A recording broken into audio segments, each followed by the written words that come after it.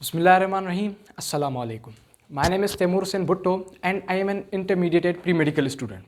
I am here to deliver the lectures of class first year and inter biology.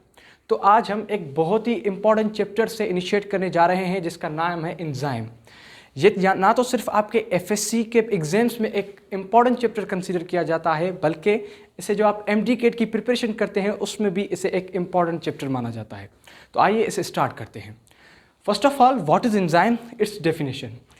Enzymes are biocatalyst. Enzyme क्या है? Biocatalyst हैं which speed up reactions inside the living system. जो living system के अंदर reaction को speed up करते हैं। अब यहाँ पर एक टर्म यूज हुआ है बायोकैटलिस्ट। मैं आपको बताता हूँ बायोकैटलिस्ट क्या है।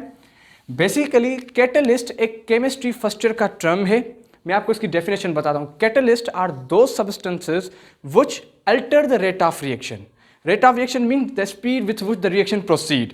वो रफ्तार जिससे एक रिएक्शन प्रोसीड हो रहा है, जो सब्सटेंस जो उसकी रफ्तार को अल्टर करें उसको हम कैटलिस्ट कहते हैं। अब अल्टर का मतलब या तो इंक्रीज करें या डिक्रीज करें, पर जो बायोकैटलिस्ट होते हैं वो हमेशा रेट ऑफ रिएक्शन को इंक्रीज ही करते हैं।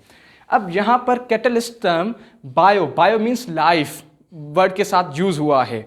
मीन्स वो सब्सटेंस जो रेट ऑफ रिएक्शन को इंक्रीज तो करें but inside the living system associated हो लिविंग के साथ। ओके, तो उनको हम कहते हैं बायोकैटलिस्ट और उनको हम इसको पर्टिकुलर नेम है एंजाइम्स। तो enzymes are biocatalyst which speed up reactions inside the living system. उसके बाद the term enzymes first used by Wilhelm Kuhne. Wilhelm Kuhne वो साइंटिस्ट था जिसने first of all term enzyme को यूज किया था। उसके बाद all enzymes are made up of protein. ये एक एंशिएंट कंसेप्ट था कि जो भी एंजाइम्स हैं वो सब के सब प्रोटीन के बने हुए हैं। लेकिन उसके बाद टू साइंटिस्ट सिडनी अल्टमान और थॉमस चेच, ये दो साइंटिस्ट थे जिन्होंने प्रूव किया कि नहीं, कुछ आरएनए के मॉलिक्यूल्स भी हैं जो एक्ट करते हैं एज ए एंजाइम, जिसको इन्होंने नाम दिया राइबोजाइम्स का। Prove generally enzymes are proteinaceous in nature. Proved certain Sidney Altman and Thomas Church proved certain RNA molecules work as enzymes called ribozymes.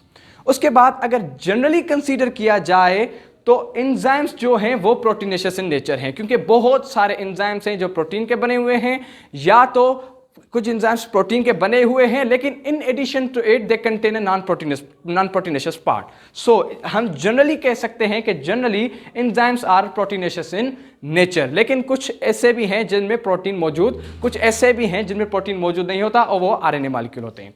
उसके अलावा जो एंजाइम्स होते हैं they are synthesized inside the living cells called protoplasm. Enzyme हमेशा inside the living cell produce होते हैं जिसे हम प्रोटोप्लाज्म कहते हैं। उसके बाद the mechanism of reaction which involve enzyme, उस रिएक्शन का मैकेनिज्म जिसमें एंजाइम इन्वॉल्व होता है। सबसे पहले क्या होता है, एक एंजाइम और सबस्ट्रेट आपस में कंबाइन करते हैं। अब सबस्ट्रेट क्या है, वो सब्सटेंस जो एंजाइम के साथ बाइंड होता है और उसमें एंजाइम चेंजिंग लाता है, स्पीडली चेंजिंग लाता है और वो प्रोडक्ट में कन्वर्ट हो जाता है। दूसरे अल्फाज में आप इसको रिएक्टेंट कंसीडर कर सकते हैं। तो इस रिएक्शंस में क्या होता है, एंजाइम और सबस्ट्रेट एक दूसरे के साथ बाइंड करते हैं। For example this is the structure of enzyme and this is substrate. ये एंजाइम है, ये सबस्ट्रेट है।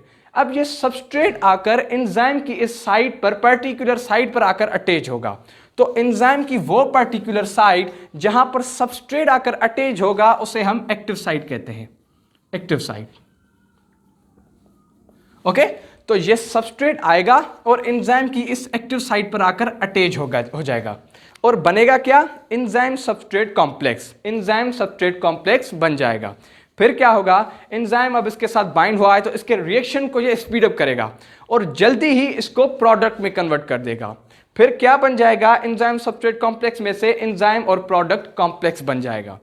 अब क्या होगा, एंजाइम प्रोडक्ट कॉम्प्लेक्स बनने के बाद एंजाइम और प्रोडक्ट दोनों सेपरेट हो जाएंगे और एंजाइम और प्रोडक्ट दोनों सेपरेट हो गए। अब रिएक्शन के बाद एंजाइम जिस कंडीशन में मैंने इस्तेमाल किया था, यूज किया था, उसी कंडीशन में एंजाइम मुझे वापस मिलेगा। Let me tell you one of the characteristic property of enzyme and catalyst. Enzymes are catalyst before and after reactions remains chemically unchanged. जो एंजाइम्स और कैटलिस्ट होते हैं वो इन रिएक्शन, बिफोर द रिएक्शन और after the reaction chemically unchanged रहते हैं। मैंने आपको इस रिएक्शन में प्रूव किया है। जो एंजाइम मैंने बिफोर द रिएक्शन यूज किया था, आफ्टर द रिएक्शन मुझे वही एंजाइम केमिकली अनचेंज कंडीशन में वापस मिला है। उसके बाद energy of activation. Energy of activation क्या है? द एनर्जी रिक्वायर्ड या energy needed to start a reaction. वो एनर्जी जो रिक्वायर्ड हो किसी भी रिएक्शन को इनिशिएट करने के लिए, स्टार्ट करने के लिए, उससे हम एनर्जी ऑफ एक्टिवेशन कहते हैं। बेसिकली एंजाइम करता क्या है? Enzyme decreases the requirement of energy of activation. एक रिएक्शन की जो एनर्जी, एक्टिवेशन एनर्जी की रिक्वायरमेंट होती है, एंजाइम उसको डिक्रीज कर देता है। फॉर एग्जाम्पल, ये रिएक्शन प्रोसीड हो रहा है, यहां पर सक्रोज और वाटर को मैंने मिक्स किया है और ये ब्रेक डाउन हो रहा है ग्लूकोज और फ्रक्टोज में। अब अगर मैं सक्रोज और वाटर मॉलिक्यूल को आपस में मिक्स कर दूं तो ये कभी भी ग्लूकोज और फ्रक्टोज में ब्रेक डाउन नहीं होंगे जब तक कि मैं इस रिएक्शन को इनिशिएट करने के लिए कुछ एनर्जी प्रोवाइड नहीं करता। अब वो एनर्जी मैं इस रिएक्शन को in the form of heat energy provide करूंगा। जब मैं इसको हीट करूंगा, एनर्जी प्रोवाइड करूंगा, तो ये सक्रोज, ग्लूकोज और फ्रक्टोज में ब्रेक डाउन हो जाएगा। आप देख सकते हैं यहां पर ये जो ब्रेकडाउन हो रही है, जब मैं इसको हीट प्रोवाइड करूंगा, in the absence of enzyme हो रही है। फॉर एग्जाम्पल कंसीडर करें एंजाइम की एब्सेंस में ये जो रिएक्शन है, इसे जो energy in the form of heat required हो वो 100 किलो जॉल है। ओके, लेकिन जब मैं यहां पर एक एंजाइम सक्रेज यूज करूंगा तो जो एनर्जी की रिक्वायरमेंट है वो अब डिक्रीज हो जाएगी। जो रिएक्शन एंजाइम की गैर मौजूदगी में 100 किलो जॉल पर इनिशिएट हो रहा था, अब वही रिएक्शन 10 किलो जॉल एनर्जी पर भी प्रोसीड हो जाएगा।